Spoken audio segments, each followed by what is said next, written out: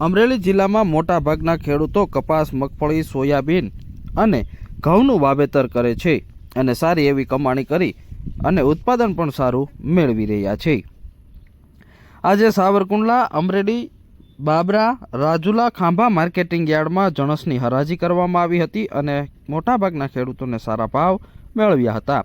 આજે સાવરકુંડલા માર્કેટિંગ યાર્ડમાં record break ચણાની આવક નોંધાઈ છે। આજે 40,125 મણ ચણાની આવક સાવરકુંડલા માર્કેટિંગ યાર્ડમાં નોંધાઈ છે। સિંગ મોટીની વાત કરીએ તો સિંગ મોટીનો ભાવ 1,050 રૂપિયાથી 1,287 રૂપિયા સુધી નોંધાયો હતો। તલ સફેદનો ભાવ 2,600 રૂપિયાથી 2,700 રૂપિયા સુધી નોંધાયો હતો। જીરુનો ભાવ 4,100 રૂપિયાથી 5,600 રૂપિયા સુધી નોંધાયો હતો। કપાસનો ભાવ 1,351 રૂપિયાથી 1,641 રૂપિયા સુધી નોંધાયો હતો। ઘઉં લોકવનનો ભાવ 421 રૂપિયાથી 560 રૂપિયા સુધી નોંધાયો હતો। ઘઉં ટુકડાનો ભાવ 450 રૂપિયાથી 640 રૂપિયા સુધી નોંધાયો હતો।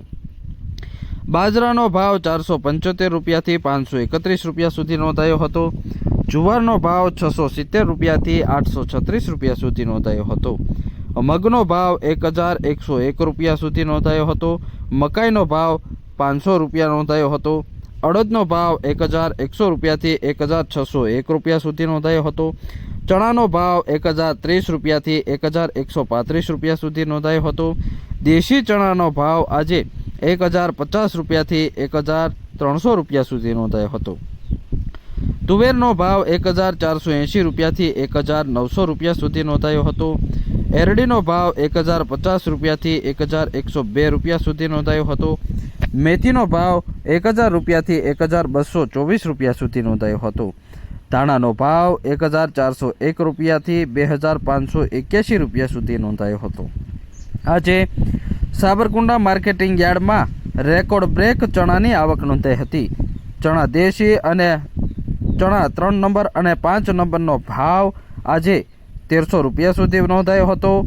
આજે 40,125 મણની માર્કેટિંગ યાર્ડમાં ચણાની આવક નોંધાઈ હતી। તો કપાસના ભાવમાં પણ વધારો નોંધાતા કપાસની આવકમાં પણ વધારો નોંધાયો છે। કપાસનો ભાવ 1,351 રૂપિયાથી 1,641 રૂપિયા સુધી નોંધાયો હતો। 1,550 મણની કપાસની આવક નોંધાઈ હતી। તો સાથે જ આજે મોટી સંખ્યામાં ખેડૂતો યાર્ડ ખાતે પહોંચ્યા હતા।